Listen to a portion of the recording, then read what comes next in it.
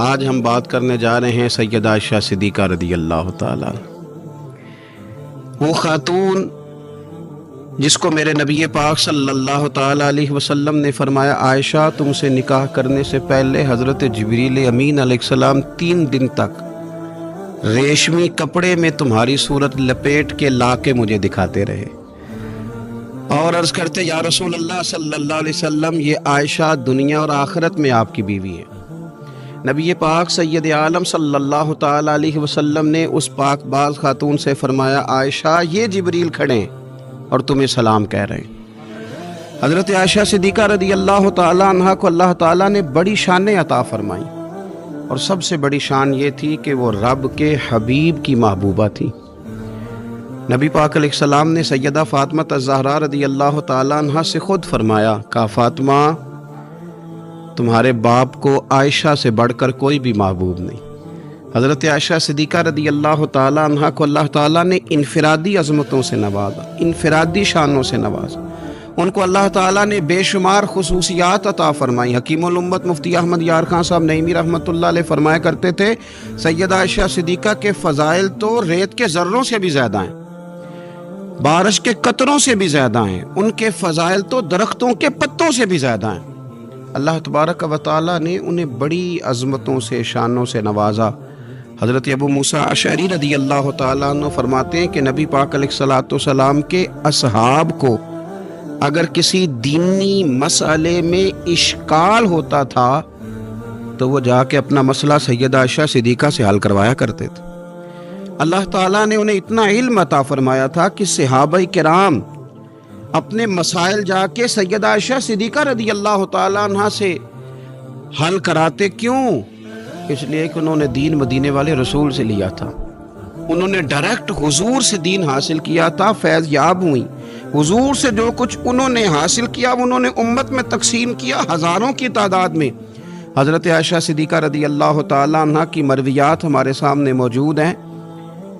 حضرت حکیم الامت مفتی احمد یار خان صاحب رحمۃ اللہ علیہ فرماتے ہیں کہ از آدم تا ایدم، از آدم تا ایدم یعنی جناب آدم علیہ السلام سے لے کر آج تک کائنات میں حضرت عائشہ صدیقہ رضی اللہ تعالیٰ عنہ سے بڑی عالمہ فاضلہ خاتون کوئی نہیں ہوئی۔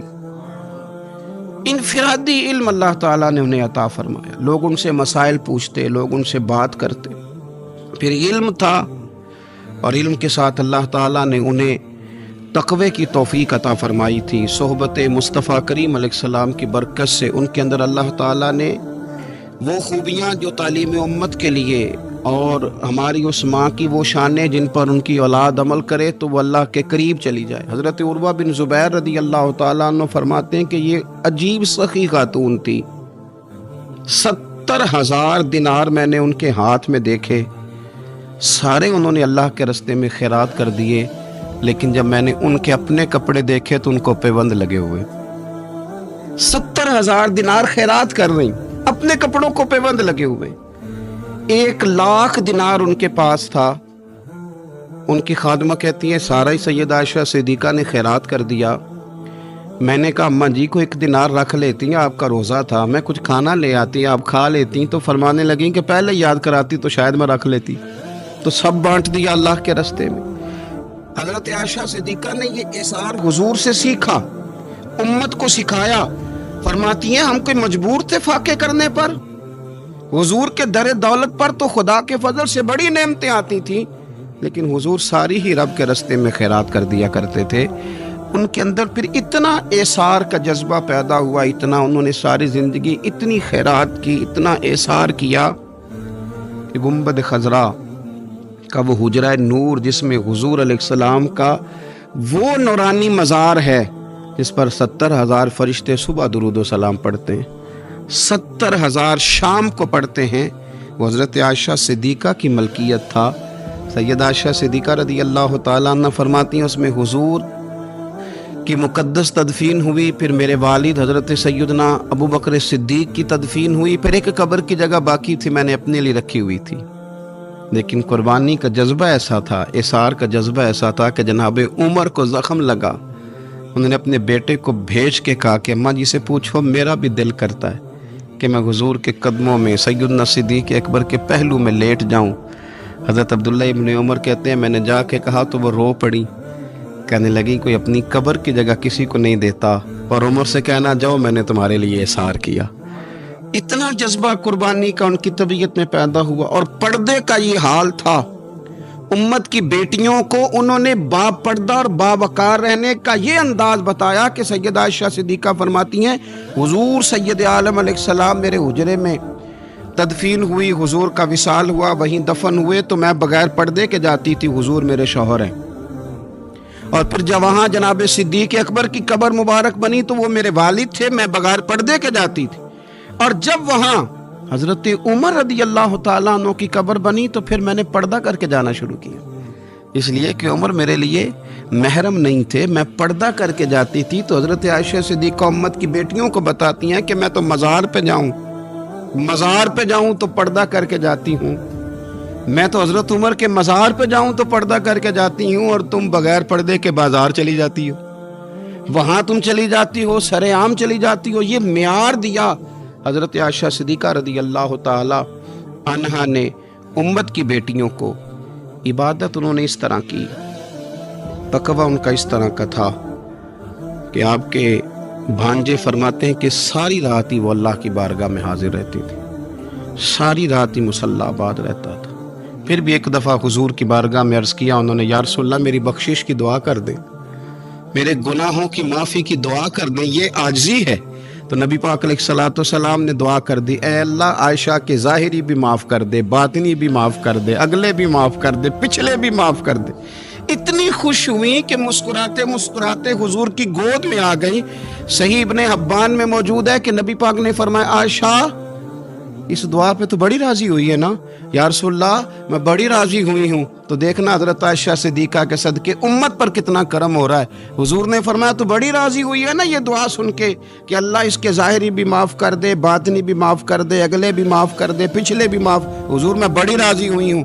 تو حضور فرمانے لگے مجھے اللہ کی عزت کی قسم میں یہ دعا اپنی ہر نماز میں اپنے ہر امتی کے لیے کیا کرتا ہوں۔ یہ ہمیں حضرت عائشہ صدیقہ کے صدقے یہ دعا نصیب ہو رہی ہے۔ غریبوں کا بھلا کر رہی ہیں سیدہ عائشہ صدیقہ، اپنی اولاد کا بھلا کر رہی ہیں، امت کا بھلا کر رہی ہیں۔ حضرت عائشہ صدیقہ رضی اللہ تعالیٰ عنہ سخت گرمی میں بھی عرفہ کے دن کا روزہ رکھا ہوا تھا، اپنے اوپر پانی چھڑک رہی تھی۔ تو کسی نے کہا اماں جی اس گرمی میں روزہ رکھنے کی اور نفلی روزہ رکھنے کی کیا ضرورت تھی؟ تو آپ فرمانے لگی تمہیں پتہ ہے حضور نے فرمایا جو عرفہ کے دن کا روزہ رکھے گا اس کے سارے سال کے گناہ معاف کر دیے جائیں گے۔